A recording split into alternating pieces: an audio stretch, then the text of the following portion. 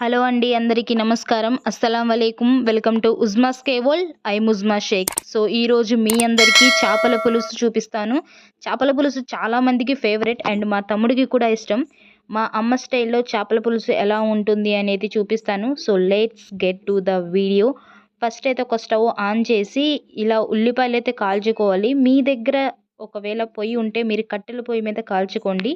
So ఇలా అన్నీ కాల్చి ఒక బౌల్లోకి అయితే తీసుకోవాలి. ఈ చేపల పులుసు కోసం ఒక స్పెషల్ మసాలా పౌడర్. సో దానికోసం బిర్యానీ ఆకు, లవంగాలు, ధనియాలు, పెద్ద యాలుక్కాయ, స్టార్ అనాస పువ్వు, జాజికాయ, చెక్క అండ్ షాజీరా ఇవన్నీ లైట్గా ఫ్రై చేసుకొని పౌడర్ చేసుకోవాలి. సో ఒక మిక్సీ జార్ తీసుకొని అందులో ముందుగా నానబెట్టిన కొబ్బరి అండ్ గసగసాలు, అందులోనే అల్లం వెల్లుల్లి వేసి మొత్తం మూత పెట్టి ఒక పేస్ట్ టైప్గా దీన్నైతే గ్రైండ్ చేసుకోవాలి. సో ఈ విధంగా గ్రైండ్ చేసుకొని ఒక బౌల్లోకి అయితే తీసుకోవాలి. అదే మిక్సీ జార్లో టమాటాలు అండ్ ముందుగా మనం కాల్చి ముక్కలుగా కోసుకున్న ఉల్లిపాయలు వేసి మూత పెట్టి గ్రైండ్ చేసుకోవాలి. ఇలా ప్యూరీ ప్రిపేర్ చేసుకొని ఒక గిన్నెలోకి తీసుకోవాలి. సో ఇప్పుడు అదే మిక్సీ జార్లో కొంచెం జీలకర్ర అండ్ మళ్ళీ ముందుగా కాల్చి కట్ చేసిన ఉల్లిగడ్డ ముక్కలు వేసి మళ్ళీ మూత పెట్టి పేస్ట్ చేసుకోవాలి. ఇప్పుడు ఒక పెద్ద నిమ్మకాయ సైజ్ అంత చింతపండు తీసుకొని నీళ్ళల్లో నానబెట్టుకోవాలి.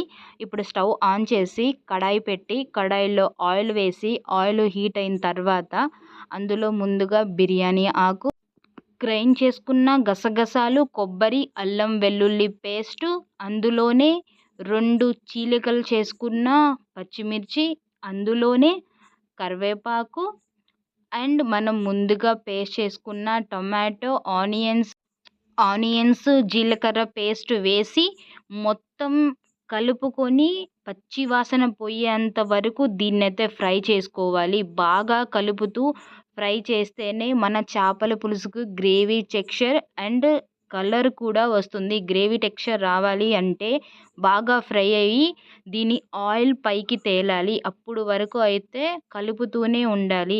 ఇది ఇలా ఫ్రై అవుతూ ఉండగా దీనిపైన మూత పెట్టి ఒక 5 మినిట్స్ అయితే మూత పెట్టి ఉడికించుకోవాలి.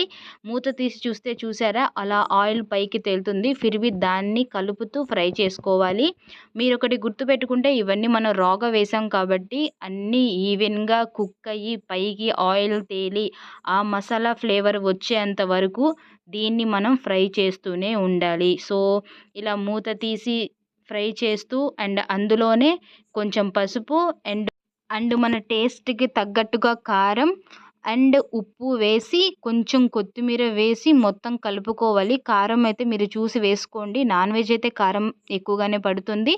బట్ ఫిర్బీ మనం ఇక్కడ మసాలాస్ వేస్తున్నాం కాబట్టి ఘాటు ఎక్కువ వస్తుంది. కారం అనేది కొంచెం చూసి వేసుకోండి. ఇది ఫ్రై అవుతూ ఉండగా ముందుగా మనం గ్రైండ్ చేసుకున్న ఆ పౌడర్ కూడా వేసి మొత్తం కలిసి అండ్ ఆయిల్ పైకి తేలి ఈ చూపిస్తున్న విధంగా అయితే ఫ్రై అవ్వాలి.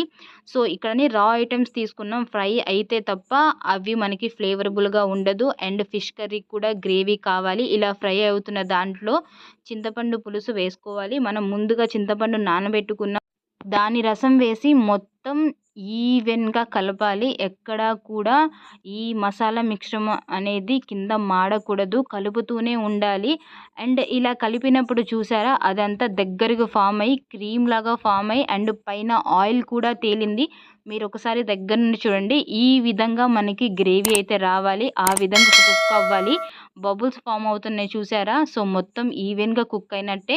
నెక్స్ట్ మళ్ళీ ఇది ఫ్రై అవుతున్నప్పుడే మిగిలిన చింతపండు రసం కూడా వేసి మొత్తం ఒకసారి కలిపి ఈ గ్రేవీ ఆ చింతపండు రసంలో ఉడికే విధంగా ఇప్పుడు ఒక 5 మినిట్స్ మూత పెట్టి ఉడికించుకోవాలి. 5 మినిట్స్ తర్వాత మూత తీసి చూస్తే ఇలా రోలింగ్ బాయిల్ అవుతుంది. ఇలా రోలింగ్ బాయిల్ అయినప్పుడు కసూరి మేతి వేసి అలా బాయిల్ చేసుకోవాలి. ఇలా బాయిల్ అవుతున్న ఈ పులుసులోని చేప ముక్కలు ఒక్కొక్కటిగా తీసుకొని అలా ఈ పులుసులోకి వదలాలి.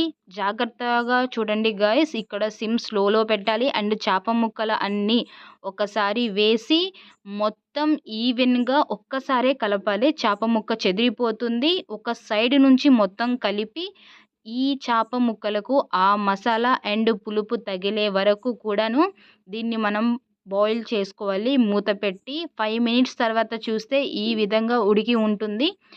దీంట్లోనే కొత్తిమీర వేసి దీన్ని స్టవ్ ఆఫ్ చేయాలి. చూసారా ఇప్పటికి కూడా కొంచెం కొంచెం ఉడుకుతూ ఉంది. సో, స్టవ్ ఆపిన తర్వాత కూడా కింద సెగ ఉంటుంది కాబట్టి అది ఇంకా ఉడుకుతూనే ఉంటుంది. మీరు స్టవ్ ఆఫ్ చేసిన తర్వాత అలాగే పెట్టండి. దాని మీద నుంచి దింపొద్దు.